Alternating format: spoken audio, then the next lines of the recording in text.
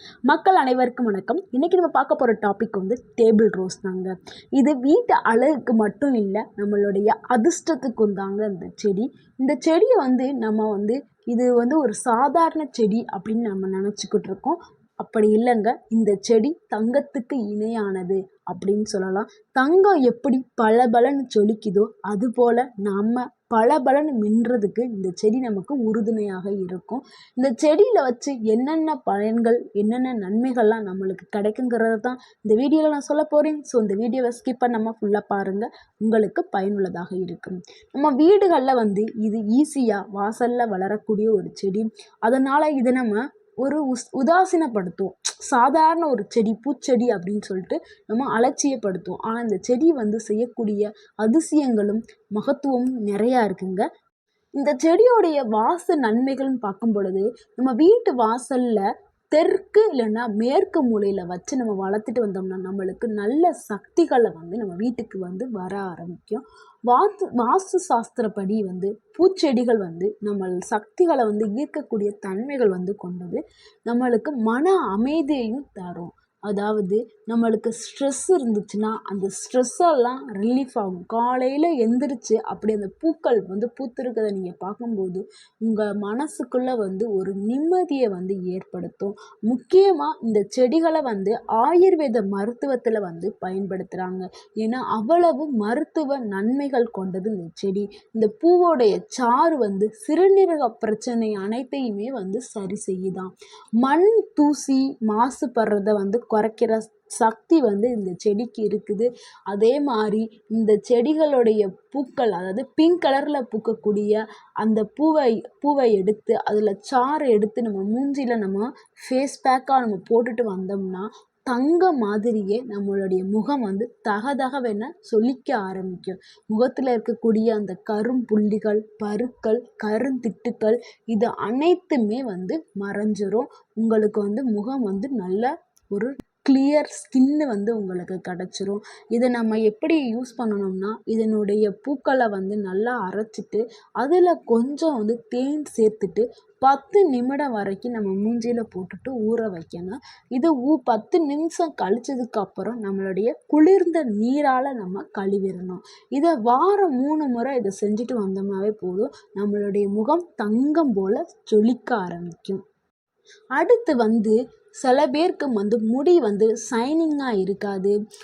என்ன சொல்கிறது, அப்படியே சொரன்னு இருக்கும், ஒரு மாதிரியாக இருக்கும். அப்படி இருக்கிறவங்களுக்கு முடி வந்து நல்லா ஸ்ட்ரெயிட்டாகவும் ஷைனிங்காகவும் வேணும் அப்படின்னா இந்த இலைகள் தண்டுகளை வந்து நம்ம எடுத்து அதை வந்து மிக்ஸி ஜாரில் போட்டு நல்லா கொரன்னு அரைச்சிக்கிட்டு நம்மளுக்கு வந்து தேங்காய் எண்ணெயோ இல்லை நல்லெண்ணெயோ கொஞ்சம் ஊற்றி அதை கலந்துட்டு அதை நம்ம ஹேர் பேக்காக வந்து தலையில் தடவிடணும். தடவி அதை ஒரு 30 நிமிடங்கள் வந்து நம்ம ஊற வச்சுட்டு அதுக்கப்புறம் நம்ம எப்பவும் போல் ஷாம்பு போட்டு தலையை வந்து குளிச்சிடணும். இது எப்படி குளிச்சுட்டு வந்தோம்னா நம்மளுடைய முடிக்கு வந்து நல்ல ஷைனிங்க்கு வந்து கிடைக்கும், நல்ல ஒரு பளபளப்பு வந்து கிடைக்கும், முடியும் நல்லா வளர ஆரம்பிக்கும்.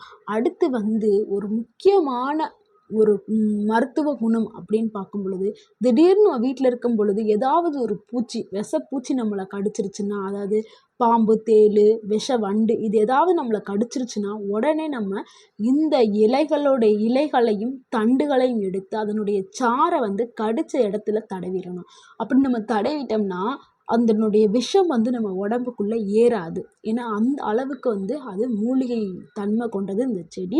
நம்ம அதுக்கப்புறம் ஹாஸ்பிட்டலுக்கு போய் நம்ம ட்ரீட்மெண்ட் எடுத்துக்கலாம். ஹாஸ்பிட்டல் போகிற வரைக்கும் நம்மளுடைய உடம்புல வந்து விஷத்தை ஏற்ற விடாமல் பண்ணும் இந்த செடி. இப்படி பல நன்மைகளை வந்து கொண்டது இந்த செடி. அதே மாதிரி வாஸ்துப்படி இந்த செடியை வந்து நம்ம வளர்த்துட்டு வரும்பொழுது நம்மளுக்கு வந்து செல்வம் வந்து பெருக ஆரம்பிக்கும். நம்மளுக்கு வந்து ஒரு மதிப்பு மரியாதையும் கிடைக்கும்படி இந்த செடி பண்ணும். நீங்கள் ரொம்ப ஸ்ட்ரெஸ்ஸாக இருக்கும் பொழுது இந்த பூக்களை நீங்கள் பாருங்கள். அப்போ உங்களுக்கு வந்து ஒரு மன அழுத்தம் வந்து குறைஞ்சி உங்களுக்கு ஒரு மன நிறைவை வந்து இந்த பூக்கள் வந்து கொடுக்கும். ஏன்னா அது பல வண்ணங்களில் வந்து இருக்குதா, இதை பார்க்கும்போது உங்களுக்கு ஒரு பாசிட்டிவிட்டி எனர்ஜி வந்து இது கிடைக்கும். இதை வளர்க்குறது வந்து மிகவும் வந்து சுலபமானது. இது வந்து ஈஸியாகவே வளர்க்கலாம். சும்மா ஒரு கிளையை உடச்சி வச்சோம்னாவே நிறையா வர ஆரம்பிக்கும். இதுக்கு நிறைய தண்ணி தேவைப்படாது, தினமும் தண்ணி ஊற்றணும்னு அவசியம் இல்லை. வாரத்துக்கு 2 ஒரு 3 டைம் ஊற்றுனாவே போதும். இதுக்கு சூரிய ஒளியும் அதிக அளவில் தேவைப்பட தேவையில்லை. அதனால நம்ம வந்து இதை வந்து நம்ம வீட்டுக்கு முன்னாடியோ இல்லை பால்கனிலேயோ இல்லை இது வாட்டர் பாட்டில் கேன்லேயோ தொட்டிலையோ இல்லை மண்ணுலேயோ எப்படி வேணாலும் இந்த செடியை வந்து ஈஸியாக நம்ம வளர்க்க முடியும்.